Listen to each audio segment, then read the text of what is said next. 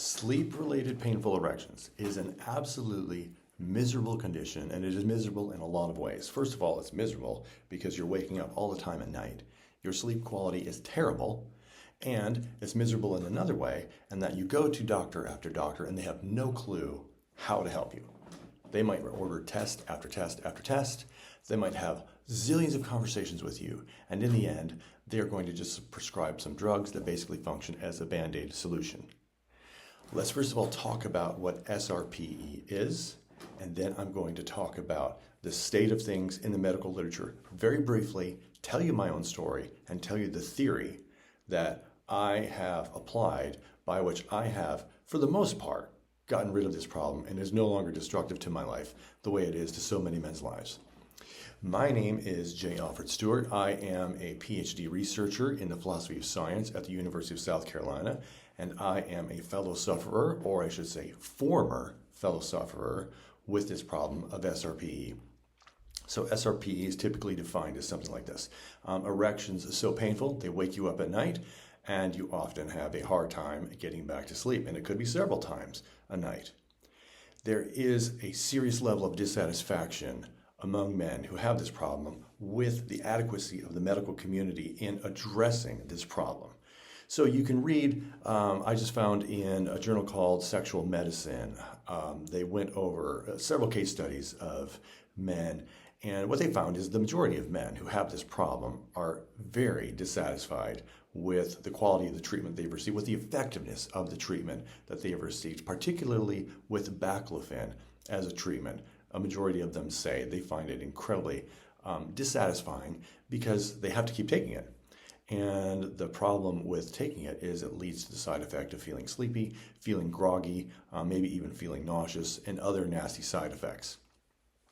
That is representative of my story as well in terms of the dissatisfaction, because I started dealing with this problem in 2017, and I wrestled with this for about 6 years before I started to come to understand what is going on, and before I managed to get to a point where this is not disrupting my life, and I do not have to take any drugs in order to sleep normally through the night and not wake up with an episode of SRPE. So I could say the same story. I went to doctor after doctor, and I was super dissatisfied, and most of them threw their hands up in the air and said, I don't know what to do, but I could give you a drug that would maybe give you some relief. I was not satisfied with that, so I just began researching, studying, and trying all kinds of different things, lifestyle changes, supplements, my eating habits, changing my diet, making progress slowly but surely, and finally coming to see among all of the things of this is what is actually working, a theory that fits all of the data. So here is the theory in a nutshell. Before I explain what I think is causing this for a lot of men, I do want to give this disclaimer. I am not saying this is the cause of this problem for all men. I don't know if I could even say it's for most. I suspect it is. I suspect it is the case that most men who have this problem, this is what is going on. And if you read the medical literature, you will find nary a hint that I have found of anybody mentioning this as a possible cause.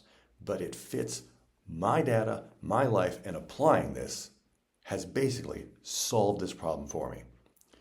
The theory in one word is histamine. High histamine levels. So when I say histamine, you might think of, okay, so this is the stuff that people have going in their body when they have allergic responses to things. And you're right, histamine is a chemical messenger.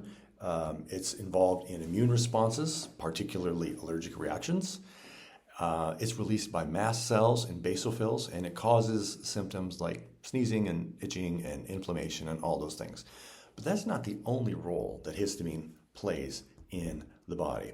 You can find a very interesting article in the journal called Brain and Behavior, where it explains how histamine is involved in erections at the peripheral level, that is in the body, because histamine functions as what's called a vasodilator.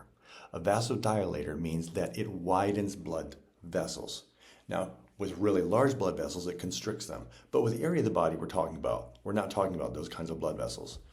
The area of the body we're talking about has the smaller blood vessels, and histamine functions to widen those blood vessels when there is an excess of histamine. Think of it like this. When you have an allergic reaction somewhere on your skin, or let's say you poke your skin, what you see is the area becomes flush and red because you have so much blood rushing to that site. That's because there's a histamine reaction, and the histamine causes those blood vessels to widen, and that's why it is becoming red, because there's an increase in the blood. There's an increase in the blood because of vasodilation, widening of the blood vessels from histamine. Now think about the mechanism by which the erection works in the male body. It works through the relaxation of what's called the human corpus cavernosum tissue, the HCC tissue. That relaxes, and that leads to more blood flow into, let's just say, the male unit. That increase in blood flow is what causes an erection. I hope you hear the connection. Increase in blood flow causes erection. With the relaxation of the HCC, that is typically correlated with sexual arousal. But if you have high histamine leading to an increased blood flow, no sexual arousal is needed, or a very minimal amount is needed. So the first leg of my hypothesis, the theory that I'm proposing, that I'm working with, is just understanding the mechanism by which how erections happen. The second leg would be the fact that sleep is, in part, an inflammatory process. Inflammation and histamine go hand in hand.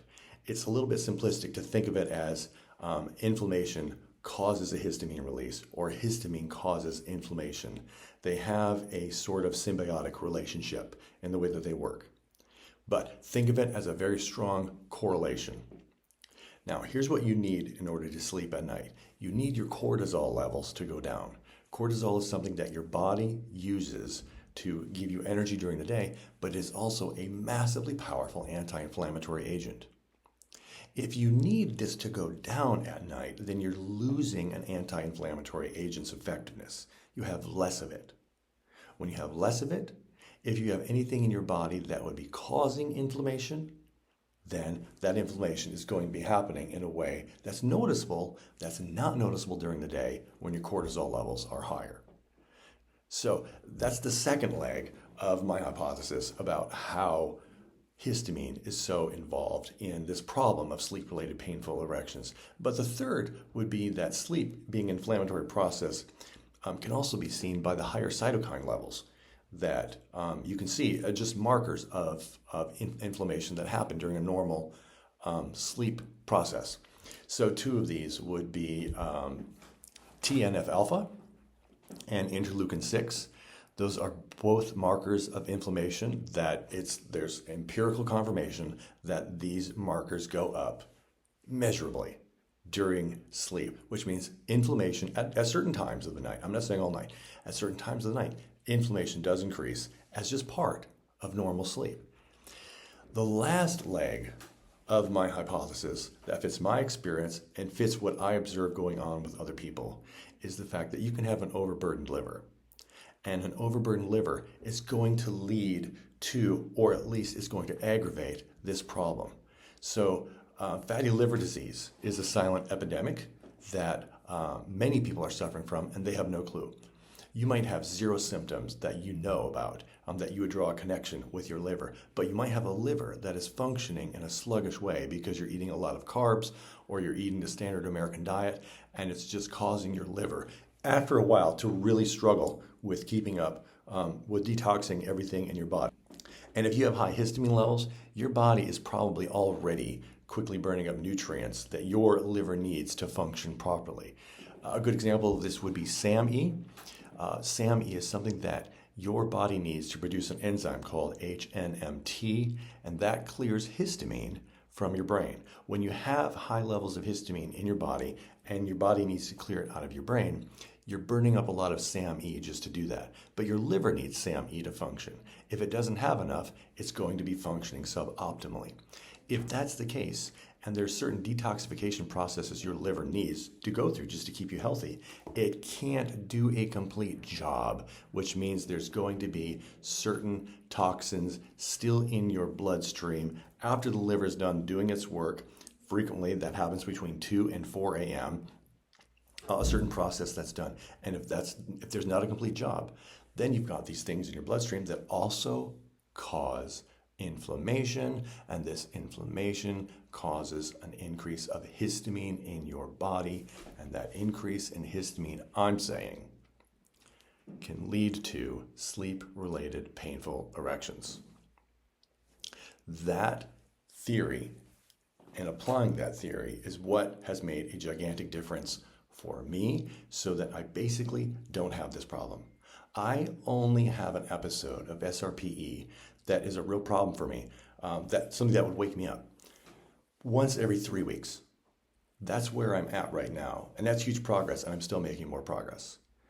And I can always connect it with something that I've eaten where I know it's going to trigger more histamine in my body.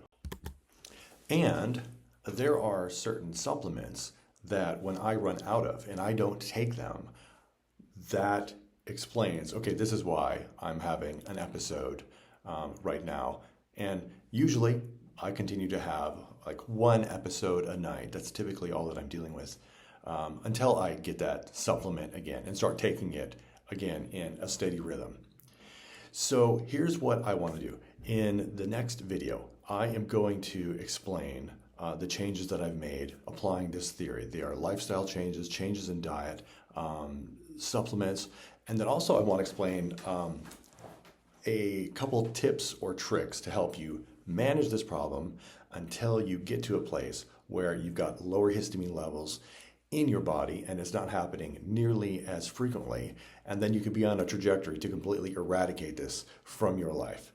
So please, if you have found this to be useful information, like this video so that it will show up in the algorithm of men who are searching, trying to find a solution to this problem, because right now there is hardly any solution being proposed that is workable. So I would really love it if this could show up more often in the algorithm for men who are searching for solutions to this on YouTube. So like the video, and please comment below. If you could comment below, what I'd really like to know for my own research is, how many doctors have you gone to? What have you tried? What has worked and what has not worked? If you could give me those 4 things or anything about your experience that you think would be relevant, that would be super helpful for me. So please join me in the next video, and thank you so much for watching.